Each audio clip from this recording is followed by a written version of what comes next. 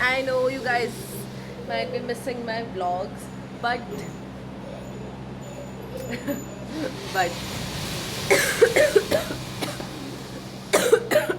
खांसी की वजह से कि भाई मैं पूरे ब्लॉग में आपको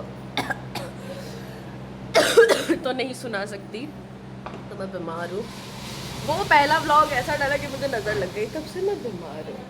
बट और मैं अपने घर पे भी आई हुई थी, ये आपने देखा भी होगा पहले मेरे भाई के व्लॉग्स में।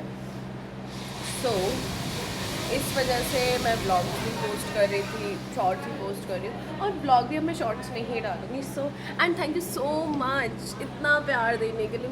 I love you guys.